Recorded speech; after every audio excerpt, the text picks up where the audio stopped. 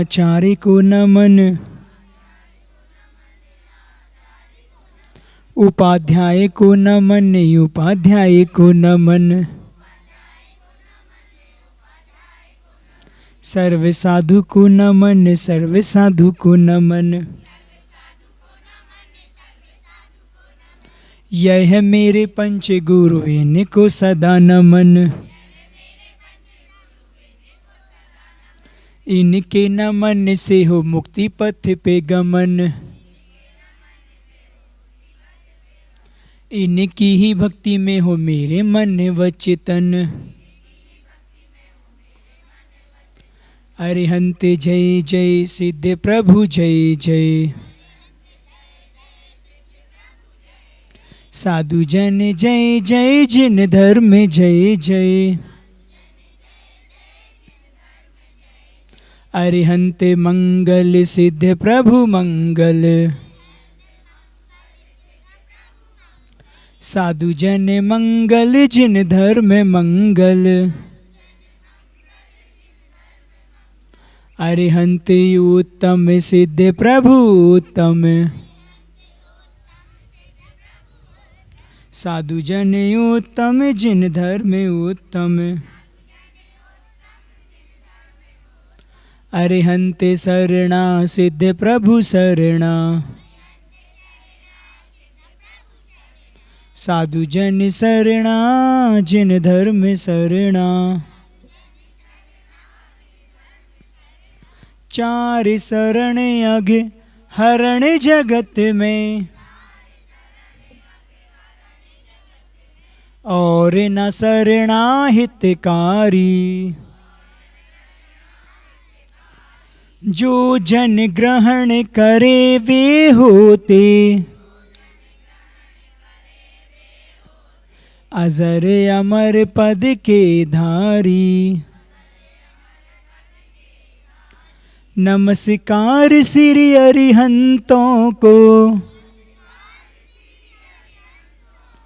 नमस्कार श्री सिद्धों को। आचार्यों को, उपाध्यायों को। सर्वलोक के संतों को,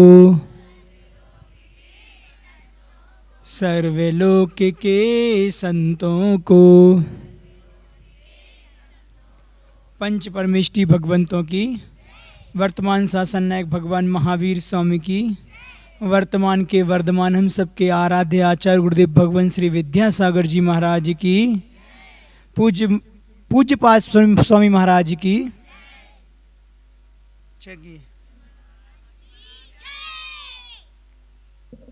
अपन पहले पाठ कर लें 4 का, उसके बाद 5वें नंबर का आज पढ़ना अपन को। धीरे धीरे पढ़ेंगे सब लोग, है ना, और जहाँ जिसको नहीं वो मिला सकता है। न स्नेहाचरणं प्रयान्ति भगवन्, पादद्वयं ते प्रजा। हेतुस्तत्र विचित्र दुःख निचया, संसार घोराण्वा।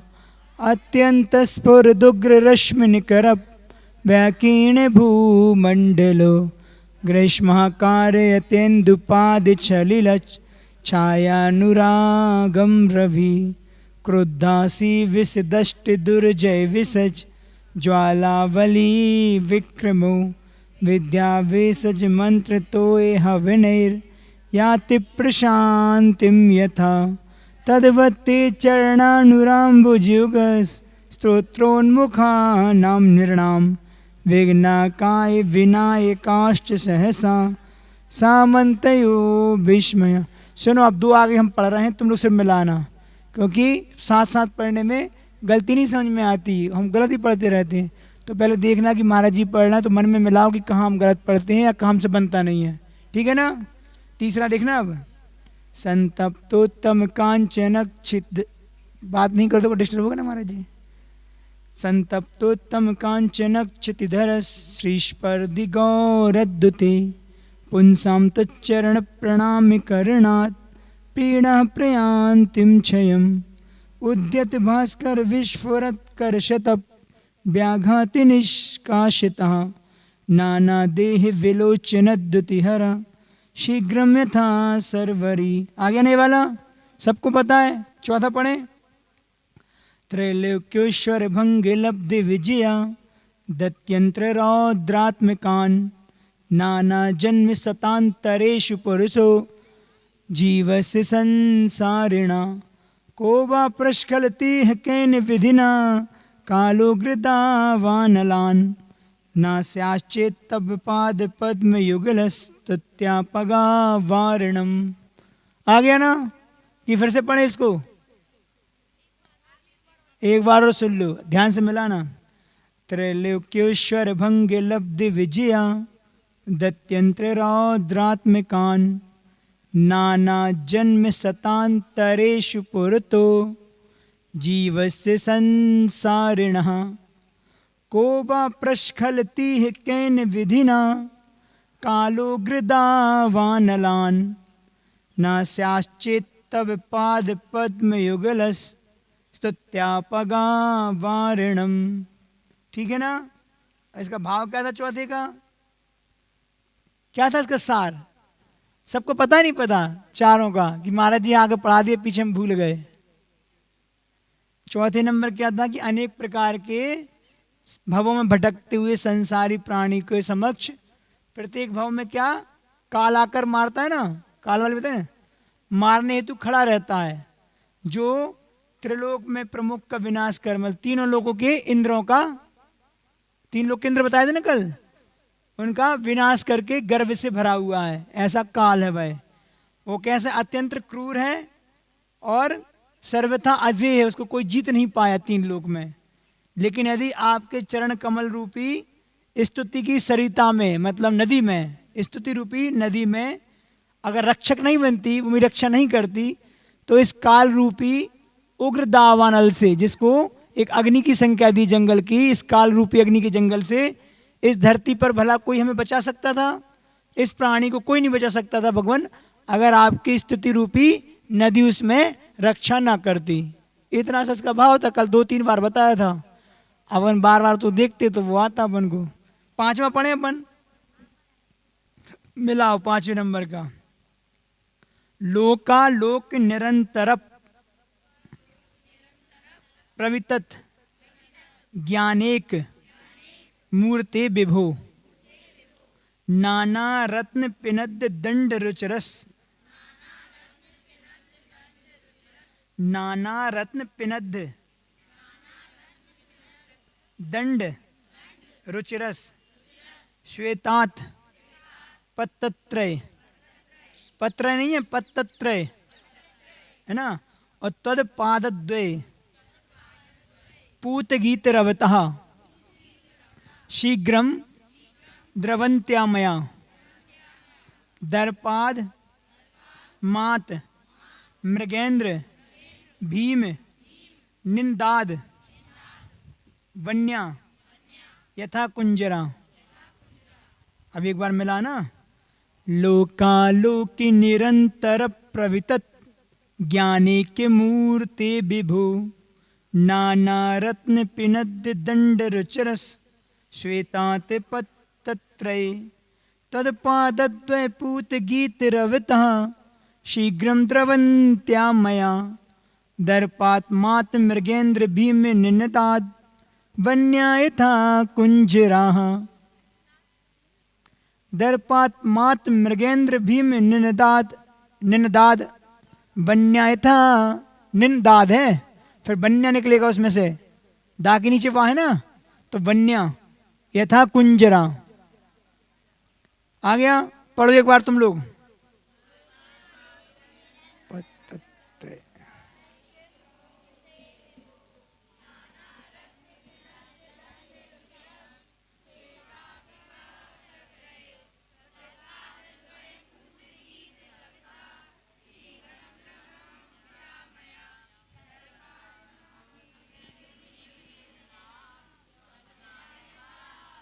सरल तो है। दर्पाद मात मृगेंद्र भीम निंदाद। दर्पाद आधे धातक पढ़ेंगे, दर्पाद फिर मात फिर मृगेंद्र फिर भीम फिर निंदाद वन्य था कुंजरा। आ गया ना? और तो नहीं पढ़ने, एक बार रहने दें, इसका अर्थ करें। चलो तो अर्थ मिलाओ। लोकालोक निरंतर प्रवितेत ज्ञाने के मूर्ते, अर्थात लोक और अलोक में निरंतर मतलब किसी अंतराल के बिना, तो लोक अलोक में अंतराल रहित विस्तार से, प्रवितत मतलब विस्तार से युक्त, क्या? ज्ञान की एक मूर्ति, ज्ञान की अद्वितीय मूर्ति रूप। क्या अर्थ निकला? लोक अलोक में अंतराल रहित विस्तार से युक्त ज्ञान की अद्वितीय मतलब उसके बराबर दूसरी कोई मतलब मूर्ति नहीं, मूर्ति रूप, तथा नाना रत्न पिनद दंड रुचिर श्वेतात पत्तत्रय। दूसरी लाइन क्या हुआ? नाना रत्न मतलब नाना प्रकार के रत्नों से, विभिन्न रत्नों से जड़े हुए, जड़े क्या? दंड, जड़े का मतलब पिनद मतलब उससे चिपके हुए जड़े हुए, दंड मतलब डंडे के कारण, श्वेतात पत्तत्रय मतलब श्वेत वर्णीय, पत्तत्र मतलब 3 मनोहर हैं, क्या? छत्र। विभिन्न रत्नों से जड़े हुए डंडे के कारण जिनके 3 श्वेत वर्णीय छत्र मनोहर हैं, ऐसे क्या है? हे विभु मतलब हे प्रभु, त्वद पादद्वय पूत गीत रवता, आपके पादद्वय मतलब चरण युगल के, पूत मतलब पवित्र, और गीत मतलब भक्ति गीतों की, रवता मतलब ध्वनि से, उनकी आवाज से। तो क्या करें? आपके चरण युगल की पवित्र भक्ति गीतों की ध्वनि मात्र से आमया, आमया कहां से निकलेगा बताओ? शीघ्रम द्रवंत आमया, तो आमया मतलब होता है रोग, जो शरीर में रोग होते हैं ना, कष्ट, तो कहते हैं आमया रोग। शीघ्रम मतलब तत्कारी, द्रवंती मतलब भाग खड़े होते हैं। आपके चरणोगल के पवित्र भक्ति गीतों की ध्वनि मात्र से आमया मतलब रोग, शीघ्र ही तत्काल ही, द्रवंती अर्थात भाग खड़े होते हैं। यथा जैसे, कैसे? दर्पात मात मृगेंद्र भीम निन्नाद, घमंड से चकनाचूर जो सिंह की भीषण गर्जना से जंगली हाथी, ऐसे होते ना। कुंजरा कैसे कहते हैं? हाथी का दूसरा नाम क्या? कुंजर, कुंजरा बोलते हैं संस्कृत में, क्या बोलते हैं? हाँ। वन्य मतलब जंगली, वन में, वन्य मतलब जंगली। तो दर्पात, दर्प मतलब होता है घमंड, दर्प करना मतलब घमंड करना। तो घमंड से चकनाचूर, मृगेंद्र किसको बोलते हैं? मृगों का इंद्र, पहले भी आया भक्तांबर में। किसको? शेर को बोलते हैं। तो कह रहे हैं घमंड से चकचूर मतलब चकनाचूर सिंह की भीषण गर्जना से, बहुत घमंड से भरा है। ऐसे जब गर्जना करता है सिंह, तो जंगली हाथी क्या हो जाते हैं? भाग खड़े हो जाते हैं। किस प्रकार? जिस प्रकार भगवान आपकी भक्ति मात्र करने से रोग तत्काल भाग खड़े हो जाते हैं। तो ने एग्जाम्पल दिया किस प्रकार, जिस प्रकार शेर की गर्जना से हाथी भाग खड़े होते हैं, वैसे ही आपकी भक्ति चरण युगल की मतलब आपके दोनों चरणों की पवित्र भक्ति गीतों के द्वारा जब करते हैं, अच्छे अपन करते हैं ना आरती वगैरह भक्ति गीत भजन संध्या में, तो उसकी ध्वनि मात्र से हमारे शरीर के रोग भाग खड़े होते हैं। इसका तात्पर्य है। पहली 2 लाइन में क्या बता दिया? लोक और लोक के अंतराल से रहित विस्तार से युक्त ज्ञान की अद्वितीय मूर्ति रूप, मतलब आपका ज्ञान कैसा है? 3 लोकों में कैसा है? बिगर बाधा के,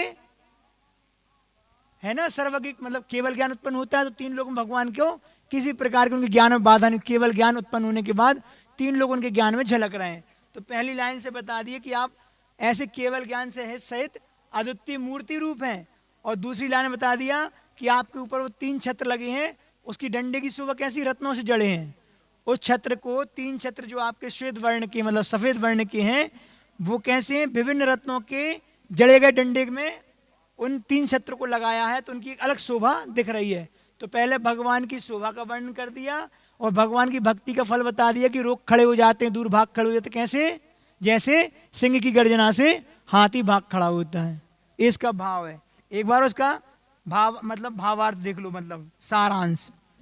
आप लोग भगवान, आप लोक और अलोक के बिना किसी अंतराल के, किसी मतलब बाधा के विस्तार को प्राप्त हुए। क्या विस्तार को प्राप्त हुआ? आपका केवल ज्ञान। वह उसकी केवल ज्ञान की आप अद्वितीय मूर्ति है, मतलब आपके समान संसार में कोई दूसरी मूर्ति नहीं है, दूसरा नहीं होता। ऐसे केवल ज्ञान को आपने धारण किया है। तथा और क्या है? अनेक रत्नों से जड़े हुए डंडे से सुशोभित 3 जो सुंदर छत्र हैं, श्वेत वर्ण के, उसके आप धारी, मतलब आप धारण करते हैं, आपके सिर पे होते ना। अपन डेली पढ़ते छत्तत्रयम् पढ़ते ना श्लोक, कब पढ़ते हैं? अभिषेक के बाद। तो ऐसे बताएं, ऐसे सर्व शक्तिमान कौन से भगवान की बात हो रही है? तो अपन कैसे, ऐसे सर्व शक्तियों से संपन्न शांतिनाथ भगवान, हे प्रभु, जैसे केसरी मृगराज, केसरी कैसे कहते हैं? जिनके अच्छे बाल होते हैं ना सिंह के, अच्छे झबरा जैसे बाल होते हैं केसर की तरह, तो उसको केसरी बोलते हैं। सिंह का दूसरा नाम भी केसरी है, जिसकी गर्दन पे बाल होते हैं केसर के रंग की तरह। ऐसे केसरी मृगराज, मतलब मृगों के राजा, उसकी ये भयंकर गर्जना को सुनकर बड़े बड़े हैं, हाँ मृगेंद्र बोलते हैं ना सिंह को, मृगों के राजा इंद्र। तो जंगली जो जंगल मृग होते हैं उनका इंद्र होता है। हो सकता है सिर को, मतलब होता क्या, मतलब सिंह को हिरण का मांस बहुत पसंद होता होगा, इसलिए मृगों का इंद्र बोल दिया इसको। तो कह रहे हैं जैसे केसरी मृगराज की भयंकर गर्जना को सुनकर बड़े बड़े जंगली हाथी भी तत्काल बड़े, मतलब भाग खड़े हो जाते हैं, वैसे ही आपके चरण युगल की पवित्र स्तुति की गुंजार से, मतलब उसकी स्तुति रूपी भक्ति गुंजार से भयानक रोग भी शीघ्र ही भाग खड़े हो जाते हैं। भाव समझ में आया? बहुत सरल है, उसको दिमाग में रखें तो कल भी याद रहेगा। तो अपन जब रख लें तो अच्छा है। इसका पद्यानुवाद सुन लो, बहुत अच्छा है, उसमें और भाव खुल जाएगा। अखिल विश्व में व्याप्त ज्ञानमय अद्वितीय मूर्त प्यारी, भगवान का वर्णन कर रहे हैं कि आप कैसा ज्ञान है आपका।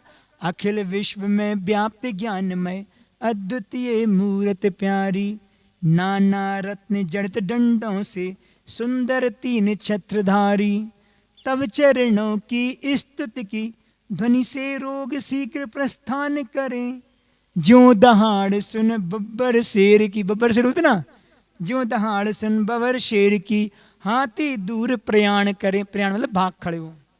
आगे ना समझ में? इसकी इंग्लिश तो पढ़ने की आवश्यकता ही नहीं है, इतना ही पर्याप्त है ना। अब क्या है? कहानी। कहानी में अपन ने कल क्या पढ़ा था? कल का बता दो, पूछा पुराना नहीं तो लेट हो जाएंगे। माँ ने उसको पैसे दिए, कितने दिए? 100 रुपए,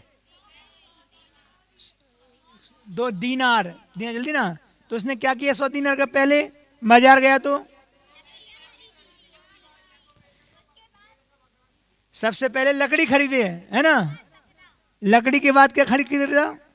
नहीं नहीं, मेढ़े को, भेड़ के बच्चे को मेढ़ा बोलते ना उसको।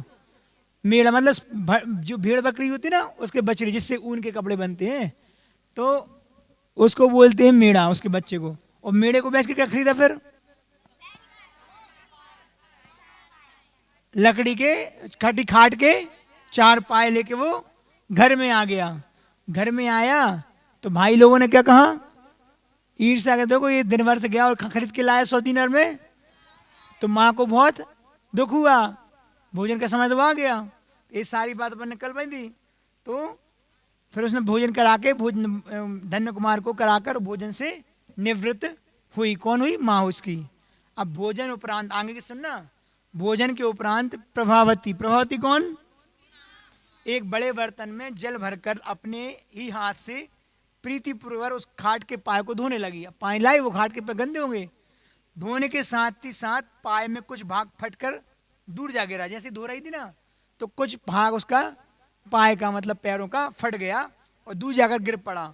और शेष भाग से कुमार को कोई अलौकिक पुण्य प्रताप से देदीप्यमान अनेक रत्न गिरने लगे।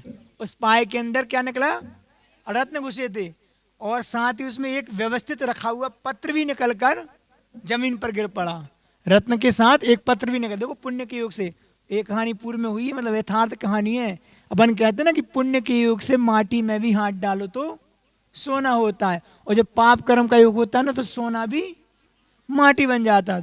तो इस कहानी में दोनों विवरण है। अभी अपन धन्य कुमार जो पढ़ रहे हैं ना, अभी पक्का है कि ये माटी में सोना बन रहा है इसके।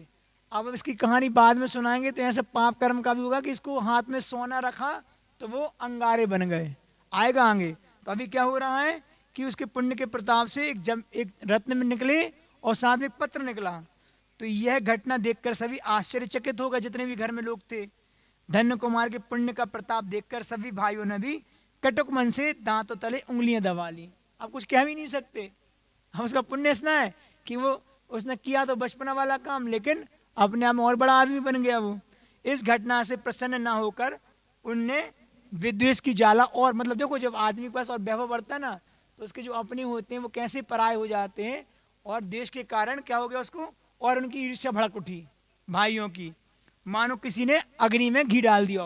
पहले ही से अग्नि लगी थी, उसमें घी और डालने से क्या होता है, और ज्वाला भड़क उठती है। तो भाइयों के साथ ऐसा ही हुआ। तो निकले हुए पत्र की रहस्य की घटना इस प्रकार है। जो पत्र निकला उसकी घटना किस प्रकार है, उसमें लिखा था, पहले इसी नगरी में एक महापुण्यशाली अटूट वैभव का धनी वसुमित्र नाम का राजश्रेष्ठी रहता था। कौन सा राजश्रेष्ठी? बोले तो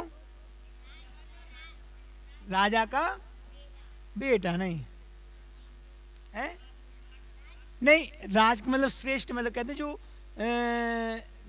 बनिया होते हैं ना, जैसे अपन बोलते हैं कि नगर सेठ हैं, तो राज सेठ मतलब नगर श्रेष्ठ सेठ बोलते हैं उनको। तो ऐसे धनी था, बणिक था, बनिया था, और राज्य में बहुत सबसे ज्यादा धन संपन्न था, तो उसको बोलते हैं राज श्रेष्ठी। तो प्रचुर पुण्य शुभ कर्म उदय से उसके समस्त भोग और उपभोग की संपदा को देने वाली 9 निधियां प्रकट हुई। 9 निधियां होती ना, जिस प्रकार चक्रवर्ती को 14 रत्न 9 निधियां होती ना, ऐसी निधियां प्रकट होती हैं जिनको वैभव को दिखानी है। ऐसे उस राजश्रेष्ठी के यहाँ भी 9 निधियां प्रकट हुई। कोई संतान ना होने से वह सदा इस बात से चिंतित रहता, उसको कोई संतान नहीं थी, तो वो चिंतित रहता था कि मेरे मरण के उपरांत इन निधियों का भोग कौन करेगा, जो निधियां हैं।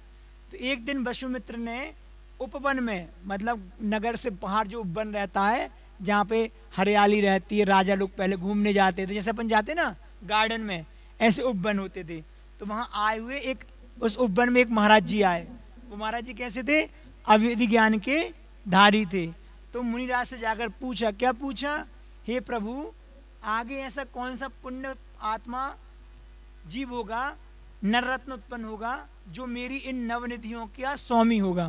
क्या पूछा, ऐसा कौन पुण्यशाली जीव उत्पन्न होगा जो मेरी निधियों का भोग करेगा, मेरे इस वैभव का भोग करेगा, कृपया मेरी इस चिंता का निवारण कीजिए। महाराज ने पूछ लिया। तो अवधि ज्ञानी मुनिराज वसुमित्र का समाधान करते हुए बोले, क्या बोले, हे श्रेष्ठन, हे श्रेष्ठों में श्रेष्ठ महाराज, अवनीपाल की राजधानी में, अवनीपाल है ना वही, धनपाल नाम का कौन था, वैश्य, वही वैश्य मतलब व्यापारी, उसके घर में कौन, धन्य कुमार नाम का पुत्र उत्पन्न होगा, जो अपने संस्कारों से और सत्कारों से उपार्जित पुण्य के उदय के फल से इन 9 निधियों का स्वामी होगा, और उसके प्रताप से अन्य लोग भी लाभ और समृद्धि को प्राप्त होंगे। ऐसा उन महाराज जी ने बोल दिया। मुनिराज के वचनों का अटूट श्रद्धान करता हुआ निसल लोक, मतलब सल से रहित हो गया, कोई सल नहीं है, इनका भोग कौन करेगा। भाई वसुमित्र नाम का व्यक्ति अपने घर आ गया और फिर मुनिराज के वचन के अनुसार एक पत्र लिखा। श्रीमान महामंडलेश्वर महाराज अवनीपाल के सुराज्य में वैश्य कुल का उत्तम भूषण, अनेक गुण अलंकृत महापुण्यवान श्रेष्ठी धनपाल का पुत्र जो धन्य कुमार होगा, वही धन्य आत्मा मेरे गृह स्थान से नवनिधियां स्वीकार कर सुखपूर्वक सदाकाल वहीं पर निवास करे। ये उसने पत्र लिख दिया। समझ में आया ना सबको पत्र, फिर से पढ़ दे, नहीं तो आ गया ना। उसने पूरा लिख दिया कि वैश्य कुल में उत्पन्न हुआ धनपाल का जो पुत्र धन कुमार, वह मेरी निधियों को स्वीकार करके सुखपूर्वक सदाकाल के लिए अपने यहाँ पे निवास करे। इस प्रकार वसुमित्र ने पत्र को मैं भविष्य में होने वाले पुण्यात्मा के नाम अपनी संपत्ति की वसीयत में लिख दी, और फिर उस पत्र के विश्वास के लिए अनेक उत्तम रत्नों के साथ खाट के पांव में उस पत्र को भी बंद करके रख दिया और स्वयं सुख से रहने लगा। उसने सब व्यवस्था करके उस पाए में वो नवनिधियां रखी और पत्र भी रख दिया और सुख से रहने लगा। फिर क्या हुआ, इसके पश्चात वह सेठ आयु के अवसान होने पर, मतलब क्या हुआ, आयु उसका मरण हो गया, आयु आने पर समाधि मरण पूर्वक उसने समाधि प्राप्त की उसने सेठ ने, और देह का त्याग कर शुभ कर्म के उदय से के फल से स्वर्ग की महान विभूति वाला देव हुआ। अब वो सेठ सम्यक दृष्टि था, अगर उसके धन के प्रति आसक्ति होती तो उसको विकल्प ही नहीं होता कि मेरे संपदा कौन भोगेगा, वो तो खुद चिपका रहता, वो किसी को नहीं बताता कि मेरी धन संपदा में ऐसे कैसे किसी को दे दे। तो ऐसा व्यक्ति जो मरण को प्राप्त करता है, जो अपने धन से चिपका रहता है, किसी को नहीं देता, ना दान करता है, ना भोग करता है, ना किसी को दे के जाता है, तो कहते हैं उसका मरण जब होता है तो उसका मरण बुरा होता है, अच्छा नहीं माना जाता। वो ऐसी देव पर्याय में चला जाएगा, व्यंतर आदि बन जाएगा, और फिर अपने धन में आसक्ति होने से वो उसमें कहते हैं नाक बन के बैठ गया। तो ऐसे वो उससे चिपके रहते, तो वो दूसरी पर्याय में भी किसी को हाथ नहीं लगाने देते। लेकिन सेठ सम्यक दृष्टि था, उसको चिंता थी कि मेरे तो पुत्र है नहीं है, तो इस धन संपदा कौन भोग करेगा। तो अवैधिक ज्ञान मुनिराज के माध्यम से प्राप्त किया। अब उसने उस धन को वहाँ पे व्यवस्थित करके और उसके पुण्य से उसको प्राप्त हो जाएगी। मैं तो निश्चल हो गया और समाधि पूर्वक मरण करके क्या हुआ, वह मरण को प्राप्त हो गया। तो पश्चात सेठ आयु के अवसान होने पर समाधि मरण का पूर्वक देह त्याग कर शुभ कर्म के उदय के फल से स्वर्ग की महान विभूति वाला देव हुआ। वहां जाकर क्या हुआ, देव बना। जो नियम है, जो सच्ची समाधि पूर्व मरण करता है नियम से कहाँ जाता है, स्वर्ग में जाता है, और अच्छी पोजीशन वाला इंद्र या देव बनता है। मतलब जैसे अपने यहाँ होते ना, पुण्य से कोई प्रधानमंत्री राष्ट्रपति है, कोई टाटा बिरला है, कोई अंबानी है, पुण्य से प्राप्त हुई संपदा। तो ऐसे, और आज गरीब भी दरिद्र भी देखने को मिलते हैं जिनके घर में खाने को नहीं है। तो ऐसे यहाँ पे अच्छा कर्म करके जो ऊपर जाता है उसको अच्छा वैभव मिलता है, अच्छे पद मिलते हैं। और जो बुरे काम कर्म के ऊपर नीचे जाते हैं उनको दरिद्रता भी मिलती है, वहाँ जाकर उनको वैभव संपदा उतना रिद्धियाँ उनको प्राप्त नहीं होती। तो ये अच्छा विभूति वाला रिद्धि संपन्न देव हुआ। सेठ के मरण के उपरांत धीरे धीरे घर के अन्य लोग भी चल बसे जो उसके घर में होंगे। फिर जो सबसे अंत में मरा उसे जलाने के लिए खाट सहित ले गए। सुन रहे हो कहानी, खाट कैसे प्राप्त होता है, धन्य कुमार को बता रहे हैं कि जो अंतिम जो व्यक्ति था अंत मरा तो उसे जलाने के लिए खाट सहित ले आए।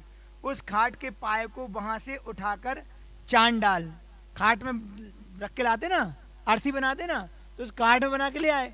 तो उस खाट को अलग कर दिए, जलाए नहीं। तो चांडाल अपने घर में ले आया और जो जलाता है मतलब क्रिया करता है शमशान की, और वक्त पड़ने पर उन्हीं पायों को बाजार में बेचने के लिए गया।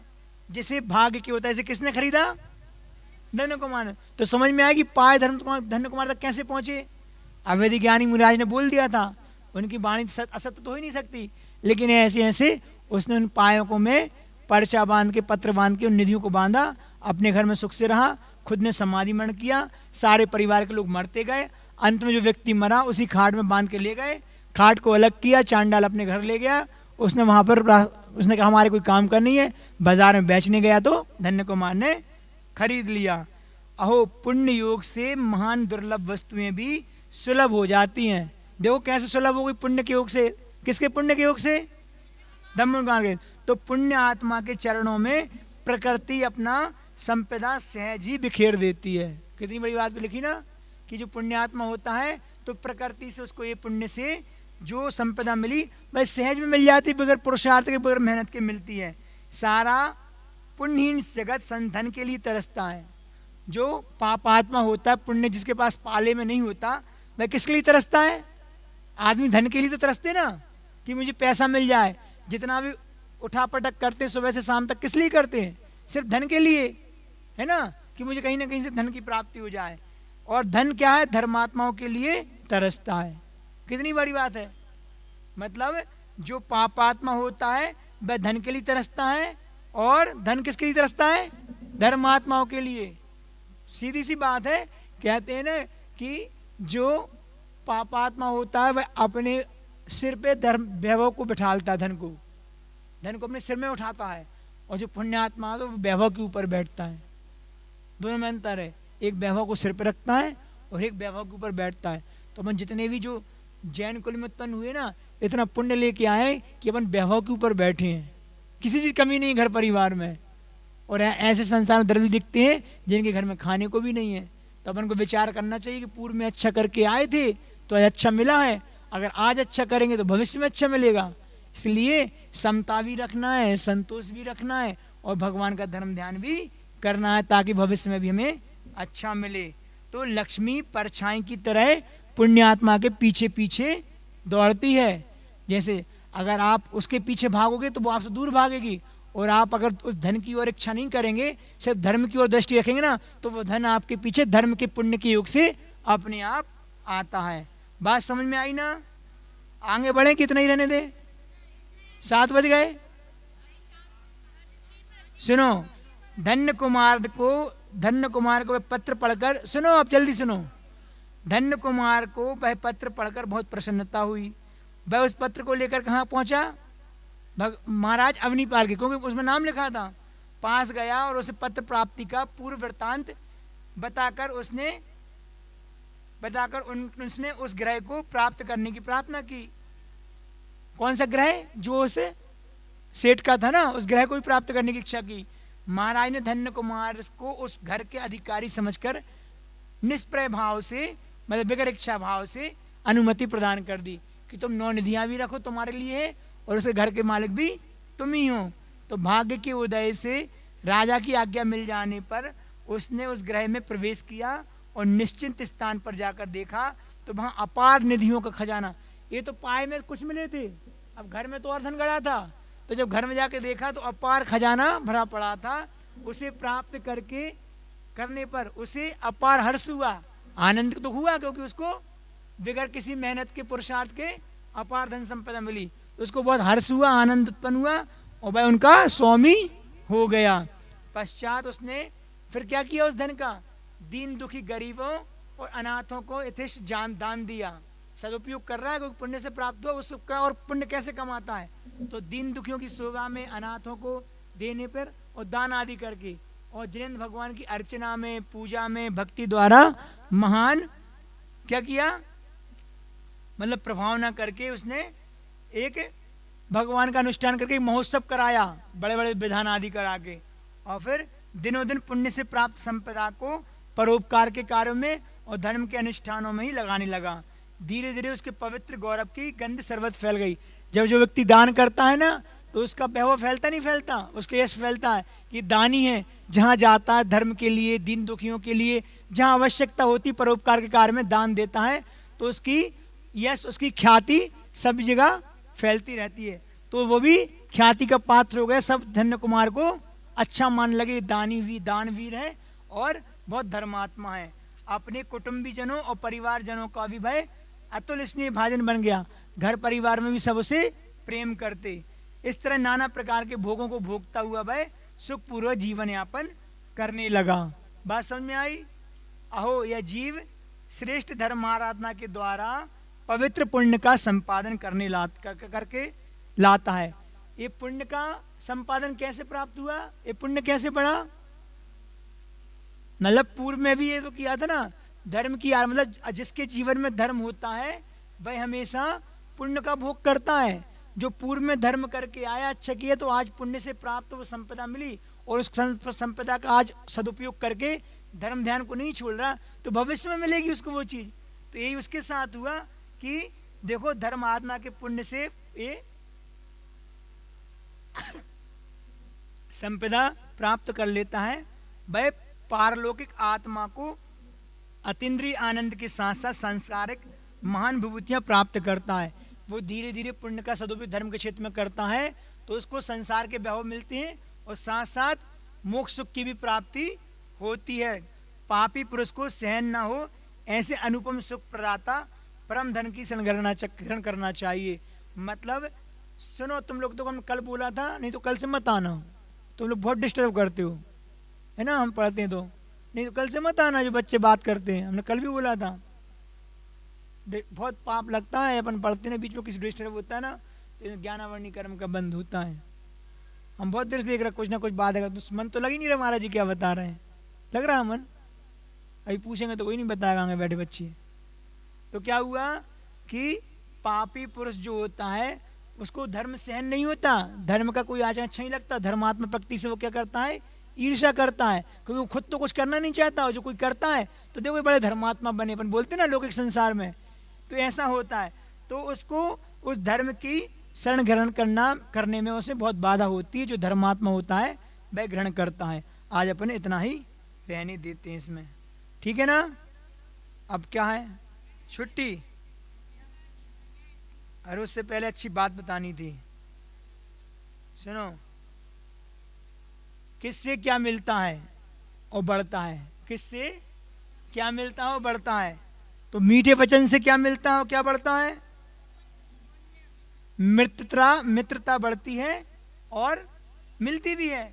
जो मीठा बोलता है उसके 1000 मित्र होते हैं, जो कड़वा बोलता है उसको कोई दोस्त नहीं करता। तो कहते हैं मीठे वचन से मित्रता मिलती है और बढ़ती भी है। उदारता से प्रेम भी मिलता है और बढ़ता है। जो व्यक्ति उदार होता है उसको प्रेम भी करते हैं और उसका प्रेम बढ़ता भी है। और विनय से क्या मिलता है? विनय से गुण मिलते हैं एवं गुणों में विकास वृद्धि भी होती है। गुण की प्राप्ति के लिए विनय करना होता है। सामने वाले व्यक्ति के विनय करोगे ना तो उनके अंदर जो गुण है वो आपके अंदर प्राप्त हो जाएंगे। और मेहनत करने से क्या होता है? सफलता मिलती है। और दान करने से अभी बताए ना पुण्य भी बढ़ता है और यश भी मिलता है ना। पढ़ा था ना अभी, उसकी ख्याति सब में फैल जाती है। अभ्यास करने से क्या होता है? अभ्यास मतलब प्रयास करने से सफलता मिलती है। और क्या होता है? विद्या में बुद्धि बढ़ती है हमारी, 6 ऑप्शन बढ़ता है ना ज्ञान का। और पुरुषार्थ करने से क्या होता है? उद्यम करने से, कोई किसी चीज का उद्यम किया मतलब शुरुआत की, तो उससे क्या होता है? अपन ने जैसे व्यापार किया, अब व्यापार में अपन ने दुकान खोली तो अपन अपने आप पैसे आएगा क्या? अपन को उद्यम करना पड़ेगा ना, पुरुषार्थ करने का प्रयास करना पड़ेगा। उसको दुकान में माल रखना पड़ेगा, अच्छे रेट में बेचना पड़ेगा। अच्छी चीज बेचेंगे तो हमारे लिए उससे धन की वृद्धि होगी। उद्यम करने से धन की वृद्धि होती है। तो ये 5-6 चीजें आप लोग याद रखना। अब क्या भजन सुनाना है? भजन कौन सा सुनाना आज? अपन फिर से एक भावना बातें, 1 लाख हम पढ़ेंगे, 1 लाख आप लोग पढ़ना। श्रद्धा हमारी भाषा, निष्ठा हमारा नारा,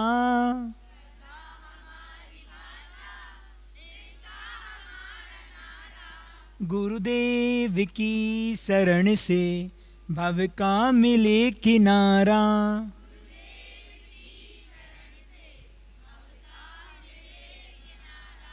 हम गुरु के शिष्य ऐसे जैसे दिए में बाती,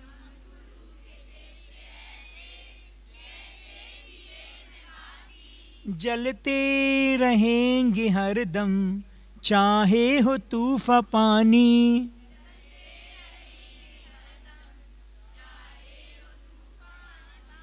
श्रद्धा हमारी भाषा, निष्ठा हमारा नारा,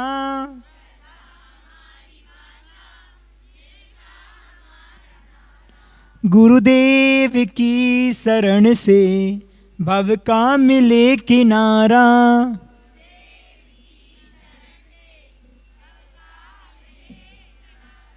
गुरु हैं हमारे ऐसे जैसे श्री वीर भगवन,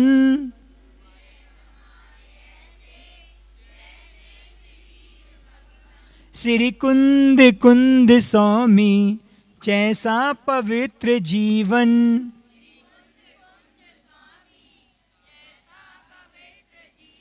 श्रद्धा हमारी भाषा, निष्ठा हमारा नारा,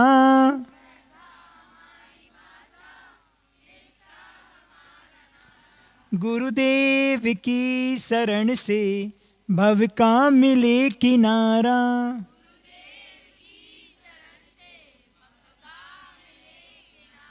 चरणों का स्पर्श पाकर हो जाती माटी मंगल,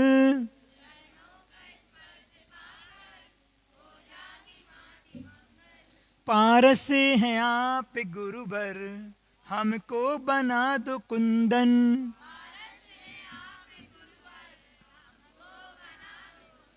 श्रद्धा हमारी भाषा, निष्ठा हमारा नारा,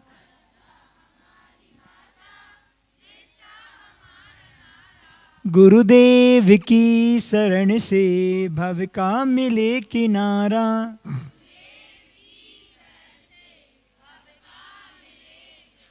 दुखियों के दुख हरने हरदम खड़े रहेंगे,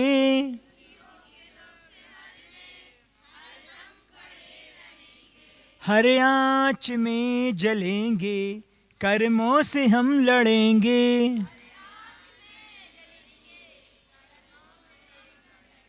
श्रद्धा हमारी भाषा, निष्ठा हमारा नारा,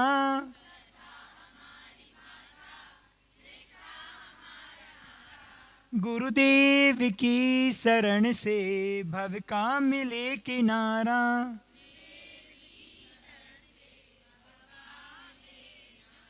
शुद्धोपयोगी गुरुवर बस एक भावना है।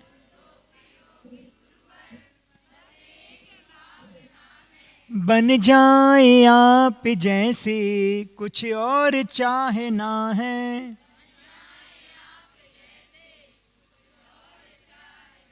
श्रद्धा हमारी भाषा, निष्ठा हमारा नारा।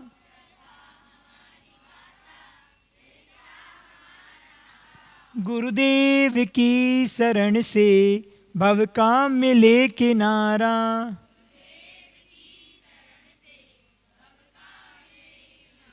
गुरुदेव भगवान श्री विद्यासागर जी महाराज की